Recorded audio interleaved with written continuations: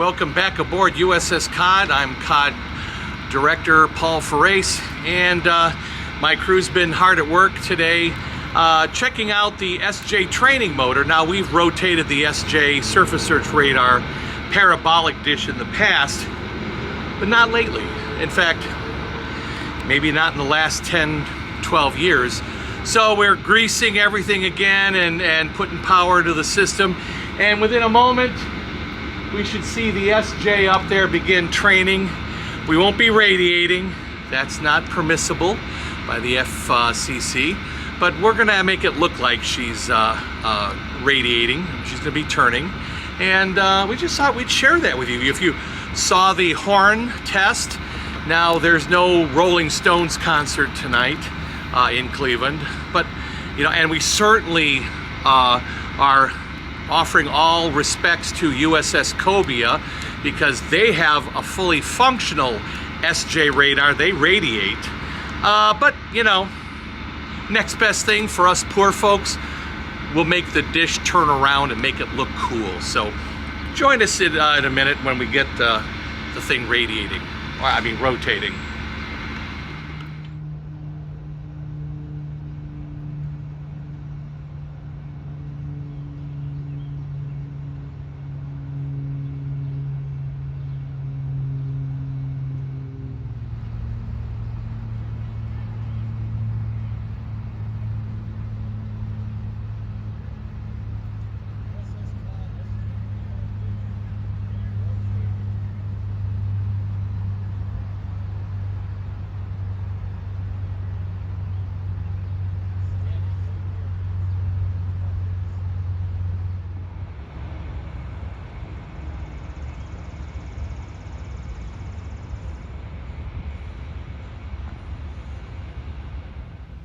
Hi there.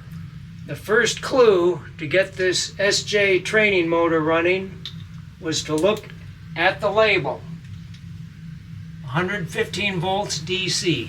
That tells me it's powered off of the IC panel. So we checked the breaker, not the breaker, but the fuses. They were already in there, so we were able to figure out how to energize this thing.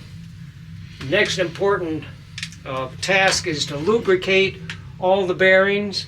And with the help of Jim Newton and Ben Yankee, who climbed up there into the shears to lubricate all those bearings, plus me lubricating this bearing here, hopefully this thing will be nice and loose.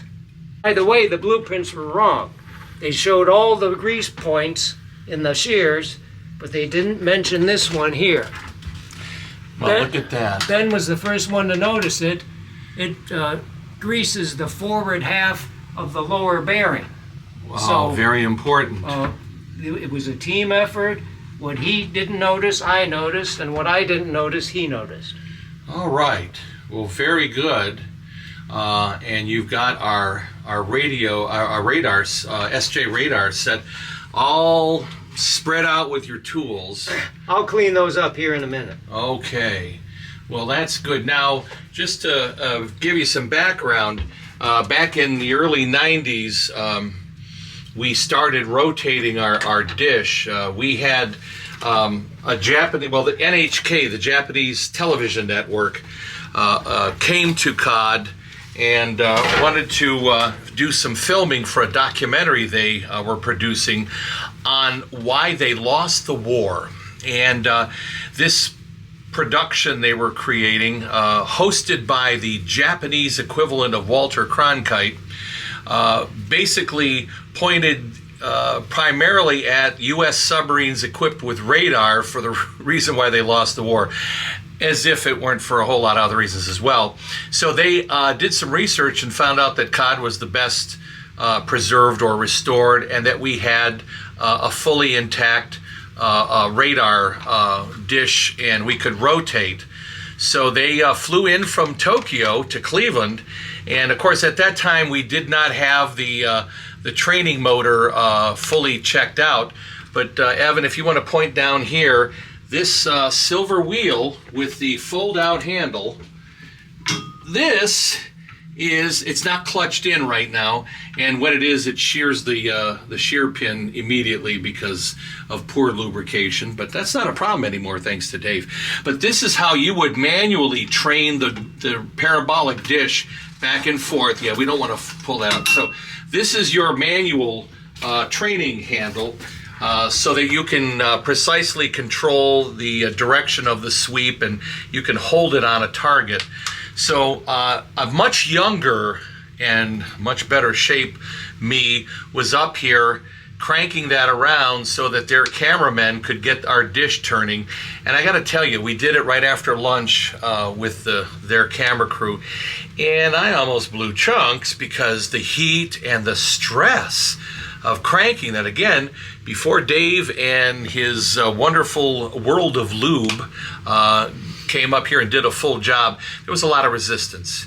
By the way, my hand was also used in a cameo pushing the firing plunger button, and a moment later in the final production I pushed the firing button and a Japanese Maru explodes. So yeah, that hand has at least a 10,000 ton Maru record to its credit. But anyway, we're going to talk about the SJ radar in a moment, but I wanted to get some images and give credit to these guys, because we hadn't run the dish in quite a few years, maybe 10, 15 years. So we want to again recapture that ability to rotate. We don't radiate. Only our friends aboard the USS Cod have a fully functional SJ radar, and we have stolen a couple of images of their screens glowing, and we'll insert them here in a minute. But if you want to see a real honest-to-God World War II SJ-5 radar, go to Cobia. But we're going to talk about the miracle of radar on U.S. submarines in a minute. Okay.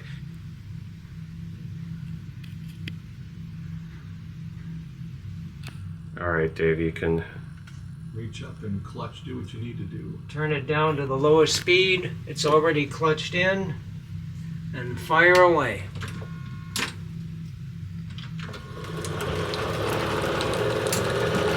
It's at a speed of 5 now. I can take it up to about 8 until the bearing starts to chatter, and then I have to back it down. And that's about 7.5. The brushes look good. They aren't arcing or sparking, so we're looking pretty good. Now here's the fun part. You can do an auto reverse. You can do counterclockwise. It's reversible.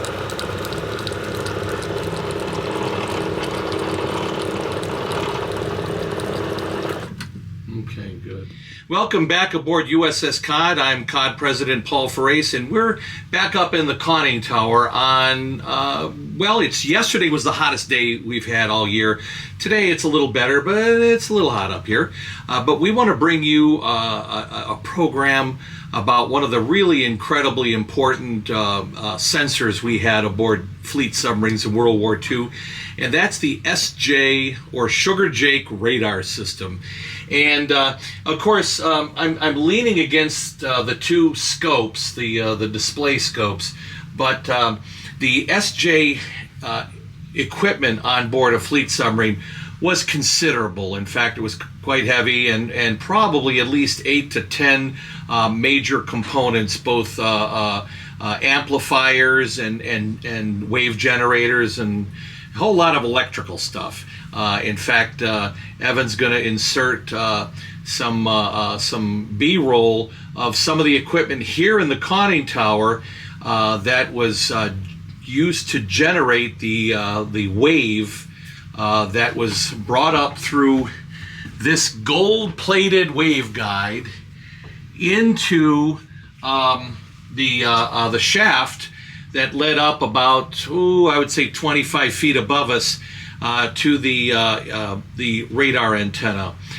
Basically, you're spraying electrons against a parabolic dish, and out they go in a relatively narrow beam. The radar, the SJ radar, is introduced to the fleet submarines in early 1942. It's the second of the two radars equipped on U.S. submarines. The SD aircraft radar is installed in late 40, so before our entry into the Pacific War. But the SJ, or surface search radar, comes late 41, early 42. Of course, Cod is built in 43, so she's built initially with both radars. So we're not going to talk about the SD aircraft radar right now. That's a subject for a second program. We're talking about the Sugar Jake. The SD is a topic for another day. So our surface search radar is an S-band radar, 10 centimeters, so 100 millimeter wavelength. Range initially maybe 15 miles, but Cod is, like all submarines during the war, were upgraded. And we end up with the SJ5. That's the last version of the SJ before they began introducing, very late in the war, the SS radar, which I believe Pampanito has, and that's a whole another discussion. And frankly, it doesn't. It won't be from us because we don't have that. But the SJ5 has a range in excess of 30 miles. So again, depending on the height of the target and some other variables, the curvature of the Earth is a big factor.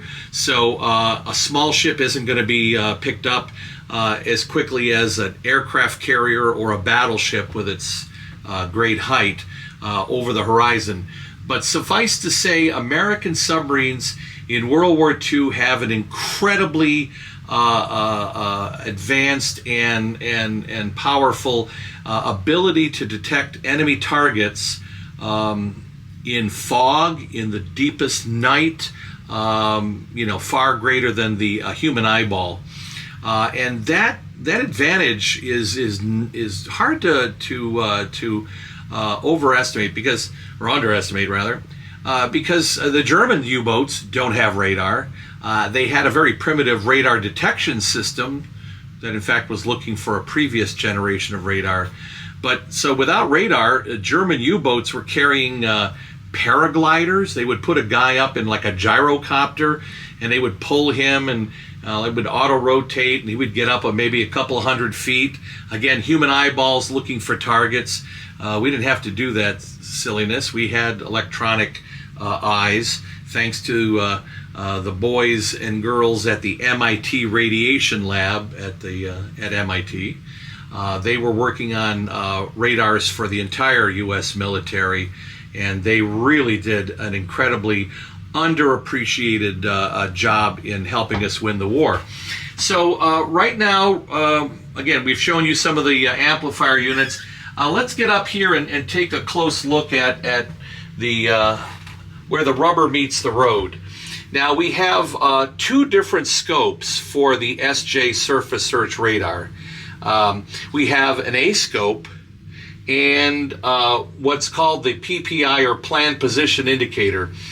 You had two different readouts of the same image for an important reason. When we think of radar, we think of the line sweeping around the dial and blobs or blips appear. That is a top-down, God's eye view of the battlefield, and that really gives you incredible situational awareness. And that certainly was an improvement that wasn't part of the SJ radar initially, but during the war, again, those constant upgrades appear. So this PPI gives you a very good situational awareness of what you're dealing with. And of course, the submarine, in this case Cod, is in dead center. So you see an array of blips. But you might have a large blip. Is that one giant ship, or is it several smaller ships overlapping? So you then would turn your attention to the A scope. Now, an A scope is a horizontal phosphor line going through the center of the round scope. So this is a cathode ray tube, and it presents a horizontal line. Radar contact is a blade of grass growing up from that line, and of course it's whether it's dead center or on left or right, that indicates its bearing. But it gives you a very fine definition. So you'll turn the dish, and you will probably use the manual steering here. We demonstrated how Dave and our crew have the automatic training motor. That's for general search. But when you acquire a target, you're probably going to turn that to very low speed to do a general search. And then when you acquire it, you're going to kind of shut that down, and you're going to manually paint back and forth across the target. And the A-scope will be able to differentiate between ships. Is that big blob indeed a battleship, or is it several smaller ships overlapping? The A-scope is going to be able to tell you that, or maybe not overlapping. Two small ships close together on the PPI will appear as one big blob, but on the A-scope you'll see a definite gap, and you'll know that's two separate ships. So that is a very important feature to get the most out of your radar. Now, over here we've got some other peripherals I want to talk about. Of course, you want to be able to talk to the other guys on the battle circuit, torpedo rooms and everything else. Your information here is being directed directly into the torpedo data computer. Now, before the TDC Mark IV comes along, the TDC Mark III, you have to manually input your parameters of speed, direction, and that manually. But that's another opportunity for human error. So the TDC Mark IV, we have the ability to automatically input information from our sensors, both optical periscopes and the TBTs, and of course the radar bearing. So that's being input automatically, taking human error out. So, and of course I'm making squeaky noises. The Navy gives you this luxurious stool to sit on. It's a little higher than the adjacent one for sonar. Suffice to say, these guys had to be good friends and not very wide on the backside. But I'm just going to kind of sit here. This gives me the opportunity to kind of just monitor the radar while I'm waiting for something to develop. And of course, we'd love to show you a working radar, but again, you got to go to Cobia. So I'm waiting for something to develop. And if you're really keen-eyed, you're going to notice a telegraph key. Now, what the hell is a telegraph key doing up here? We're above the Radio Shack, but this isn't for the radio.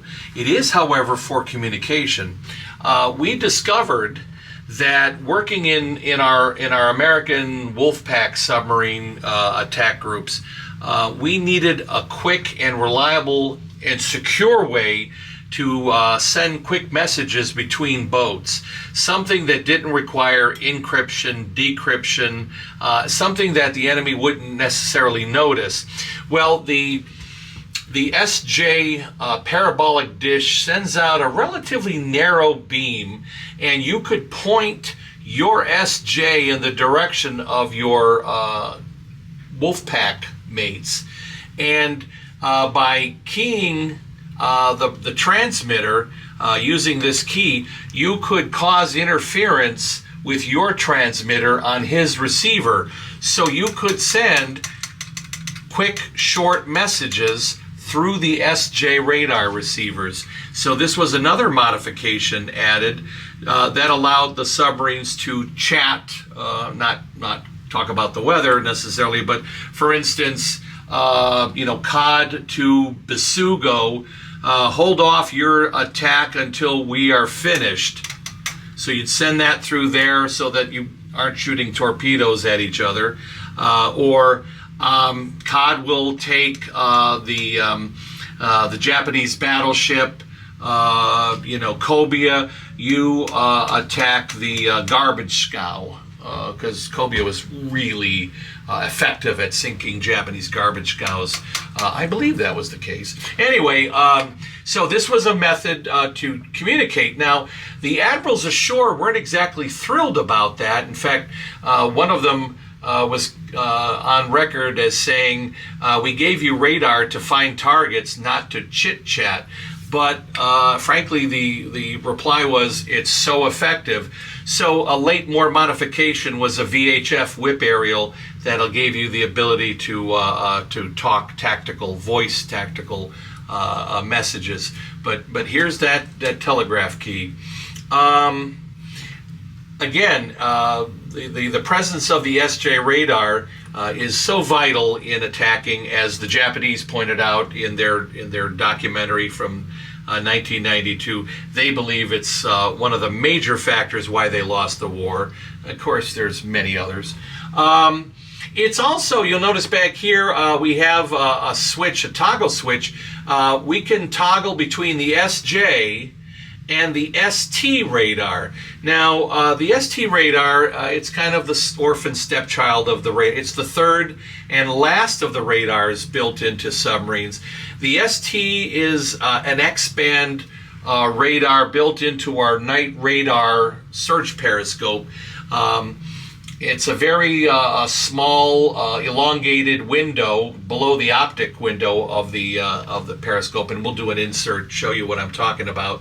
But that gave you a very precise range to target with just the periscope above the water. Now there is a radar depth, and I'm going to stand up here and I'm going to look over. Dave, yeah, over here we've got, let's go over to our depth gauge. There's some interesting reminders. Yeah, oh, very good. I'm going to let Vanna White know that you're available. Now, Dave, I want you to point out the bottom red indicator. Just put your finger right there. It's at about 26 feet. That is our radar depth. So at that depth, our radar dish is above the surface, and we can get a target information. So our periscope can go up high, but our SJ radar is workable at that depth. Now at 49 feet or 50 feet, damn if I know exactly what that is. But I'm going to say that might be the height for your SD aircraft radar. And then of course the 67-foot mark is the height of our attack scope. You can get your attack scope up about a foot. So those are three markers. So sometimes boats would run with just their SJ dish slightly above the water, and giving them some ability to sweep the seas looking for targets. But of course, at nighttime, you would come up on the surface. The Japanese did not have very good radar very late in the war, and it was very poor quality. So the queen of the night, the SJ radar, sweeping the surface. It also had the ability to track close beam aircraft, but primarily your SD gave you aircraft warning, non-directional, but it would work out to about 40,000 yards. SJ primarily for surface targets, but it did have the ability to pick up aircraft targets close abeam. So the Cod ends the war with an SD5 and an SJ5 and the ST. Again, the very last radars built into boats, and I'm talking primarily Pampanito, SV and SS radars. Those are large arrays, and I believe the SV has dual air and surface search capabilities. But that comes out, I mean, literally the last month or two of the war. So World War II, Cod being a mid-war boat, she's fighting with the typical SD aircraft and SJ surface search radar. Interestingly, until our our December of 44 Mare Island refit, our SJ dish is forward of the shears, and then it's relocated to the aft end of the shears for whatever reason, perhaps to simplify things. But again, constant modification, constant improvements. So we recently got some great B-roll footage of the SJ rotating, again, not emanating, but rotating, and we're going to insert that in here, and I'll come back.